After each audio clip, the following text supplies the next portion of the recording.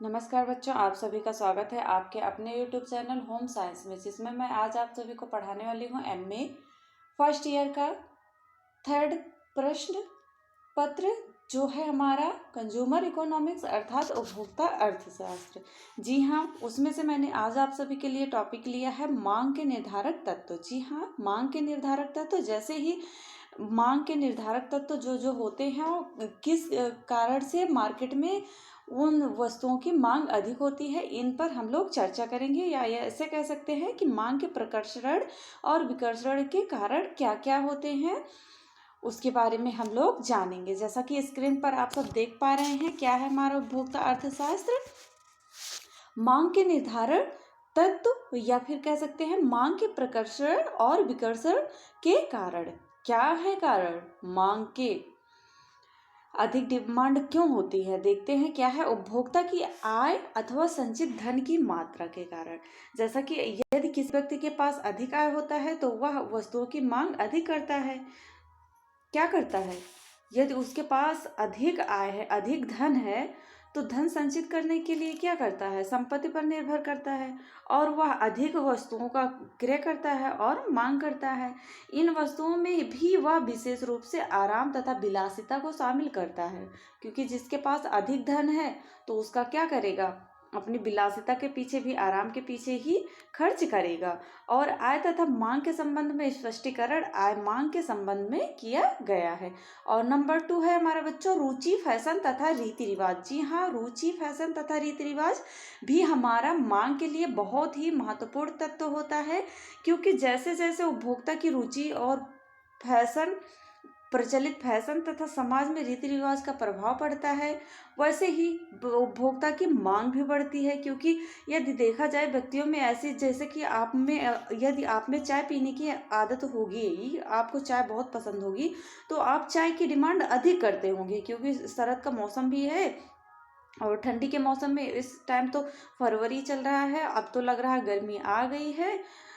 तो ऐसा लगता है कुछ लोगों को बहुत पसंद होती है चाय, तो वो रुचि से संबंधित है, चाय उनको ज़्यादा पसंद है, इसलिए वो चाय को अधिक मांगते हैं या डिमांड करते हैं, चाय का सेवन अधिक करते हैं। इसी प्रकार यदि फैशन की बात की जाए तो फैशन में भी, जैसे कि कहीं कहीं पर रीति रिवाज है, जैसे कुछ जगहों पर नए नए फैशन लुक चलते रहते हैं, और कुछ जगहों पर जैसे राजस्थान में है तो लाल साड़ी पहनने का रिवाज होता है। और बंगालियों का दुर्गा पूजा में देखिए वस्त्र तो वैसे ही सेम सेम दिखाई देता है, बंगालियों का वस्त्र। और मुसलमानों में जैसे ईद के त्यौहार पर नए वस्त्र खरीदना, और हिंदुओं में होली के त्यौहार पर, इन सभी के कारण क्या होता है? रिवाजों के कारण, जैसे रीति रिवाज है ना 2 नंबर पे मैंने फैशन बताया, रीति रिवाज के कारण भी, जैसे त्योहार पड़ा, शादी फंक्शन, इन सभी के कारण भी मांग बढ़ती है। किसकी मांग बढ़ती है? जैसे कोई भी वस्तु लेना है, उसकी अधिक डिमांड होगी तो मार्केट में वो वस्तु खरीदी जाएगी, वही ही हमारा मांग होता है।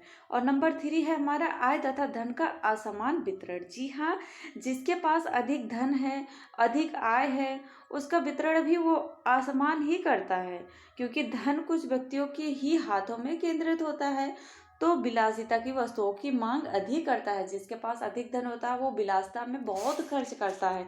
देखा जाए तो जैसे कि किसी के पास गाड़ी, तो छोटी गाड़ी से भी चल सकता है, लेकिन उसे अपने आराम के लिए उसे ऐसी गाड़ी और भी बड़ी गाड़ी पसंद करता है, घर भी और अच्छे से उसका घर हो। ये सब अपनी विलासिता, आराम के लिए ही सोचता है व्यक्ति, जिसके पास आय और धन असमान होते हैं। नंबर 4 है हमारा बाजार में उपभोक्ता की संख्या। जी हाँ बच्चों, ये मोस्ट है। बाजार में यदि वस्तुओं की मांग अधिक होगी तो जाहिर सी बात है वस्तु की मांग करने पर उपभोक्ता की संख्या पर निर्भर करता है। यदि उपभोक्ता की संख्या अधिक होगी तो वस्तुओं की मांग भी अधिक होगी, और यदि उपभोक्ता की संख्या कम होगी तो वस्तुओं की मांग भी कम होगी। जैसे बड़ी मार्केट है तो वहाँ पे उपभोक्ता बहुत होंगे तो उस वस्तु की मांग भी बहुत होगी, और जहाँ पर वो उपभोक्ता कम होंगे तो वस्तुओं की मांग भी कम होगी। ये देखा जाए नंबर 5 है हमारा भविष्य में वस्तु के मूल्य में परिवर्तन की आशा। जी हाँ बच्चों, जैसा कि आप सबको पता है, कभी कभी पहले तो सोने की रेट कुछ कम थी, कुछ नहीं, बहुत ही कम थी। और इस टाइम आप सबको पता है क्या भाव बढ़ गया है। इसलिए कहा जा सकता है भविष्य में वस्तु के मूल्य के परिवर्तन की आशा के कारण भी क्या होता है, मांग बहुत बढ़ती है। नंबर 6 है हमारा, क्या है, जनसंख्या। जी हाँ बच्चों, जनसंख्या, जैसे जनसंख्या की वृद्धि हो जाती है और फिर बढ़ने से क्या होते हैं, मांग भी, वस्तुओं की मांग भी बढ़ेगी, क्योंकि खाद्यान्नों की मांग बढ़ेगी। यदि आपके एक संयुक्त परिवार है, उस परिवार में बहुत सारे लोग हैं, तो उन सभी के पालन पोषण के लिए खाद्यान्नों की भी आवश्यकता होगी, और जहाँ पर कम लोग हैं वहाँ कम ही आवश्यकता होगी। इस प्रकार से भी जनसंख्या क्या है, हमारी मांग के निर्धारक तत्व भी हैं। और नंबर 7 है हमारा, मुद्रा की मात्रा में परिवर्तन। जी हाँ बच्चों, किसी अर्थव्यवस्था में मुद्रा की मात्रा उस अर्थव्यवस्था की क्रय शक्ति निर्धारित करती है। क्या करती है, क्रय शक्ति को निर्धारित करती है। 7 नंबर हमारा चल रहा है। और यदि मुद्रा की मात्रा बढ़ जाए तो वस्तुओं की मांग भी बढ़ जाएगी। जी हाँ, मुद्रा की यदि मात्रा बढ़ेगी तो वस्तुओं की मांग भी बढ़ेगी, जाहिर सी बात है। जैसे कि आपको पता है कि मुद्रा की मात्रा कम होने पर भी मांग की कमी हो जाती है। और नंबर 8 है हमारा, स्थानापन्न तथा पूरक वस्तुओं की कीमत। जी हाँ, इसके प्रभाव के कारण क्या होती है, जैसे चर्चा आड़ी या तिर्यक मांग के संबंध में की गई है। चर्चा आड़ी, ये दो परस्पर स्थानापन्न वस्तुओं हो तो एक वस्तु के मूल्य की वृद्धि दूसरी वस्तु की मांग से बहुत ही अधिक हो जाएगी, क्योंकि मूल्य में कमी, मांग में कमी, और मूल्य में अधिक तो वह कमी लाएगी। जहां पर पूरक वस्तुओं का प्रश्न है, वो इनमें जब एक वस्तु का मूल्य बढ़ता है तो दूसरी वस्तु का मूल्य क्या होता है, घटता भी है। यदि एक वस्तु के मूल्य में कमी आती है तो दूसरी वस्तु के मूल्य में बढ़ोतरी होती है। इस प्रकार आप सब समझ सकते हो, स्थानापन्न मतलब कि ये वस्तु की मांग बढ़ रही है किसी वस्तु की, तो किसी वस्तु की घटेगी। और नंबर 9 है हमारा, जलवायु। जी हाँ बच्चों, जलवायु में जैसे जाड़े के समय में ऊनी कपड़ों की आवश्यकता होती है, तो ऊनी कपड़े की मांग बहुत होगी।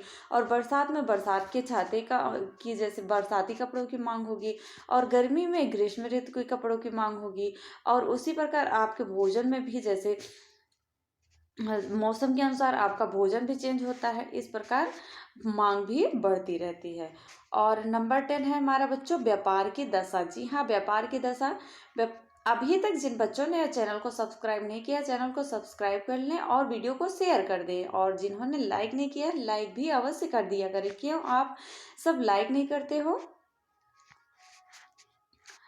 यदि कुछ पूछना हो किसी टॉपिक पर जो समझ में ना आ रहा हो तो कमेंट में पूछ सकते हैं, मैं उस टॉपिक पर वीडियो अपलोड कर दूंगी। और हमारा 10 नंबर था, व्यापार की दशा। जी हाँ, अर्थव्यवस्था में व्यापार चक्रीय परिवर्तन का प्रभाव क्या होता है, मांग के ऊपर बहुत पड़ता है। व्यापार का तो बहुत ही मांग पर प्रभाव पड़ता है, क्योंकि समृद्ध काल में रोजगार में वृद्धि होती है। और जब समृद्ध काल होता है तो रोजगार में भी वृद्धि होगी, और फलस्वरूप आय में भी वृद्धि होगी, और मांग में भी वृद्धि होगी। पर मंदी के समय क्या होगी, मांग में घट जाती है, मांग की कमी हो जाती है, जिसके कारण क्या होता है, व्यापार की दशा पर भी इसका मांग का बहुत ही प्रभाव पड़ता है।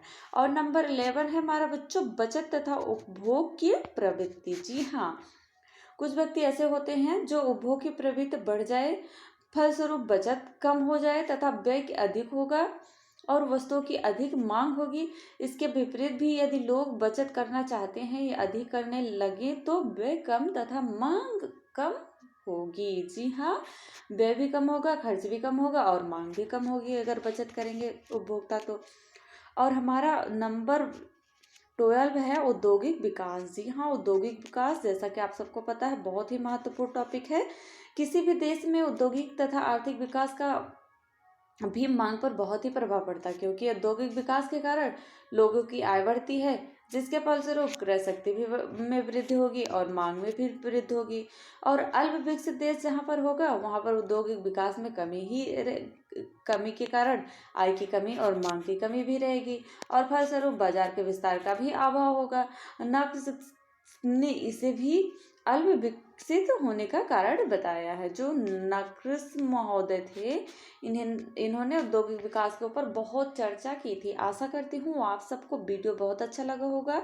और नेक्स्ट अगले दिन संडे को 2 बजे उपभोक्ता अर्थशास्त्र की क्लास चलेगी। और थैंक्स फॉर वॉचिंग। आप सभी का दिन अच्छा हो। जय माता रानी।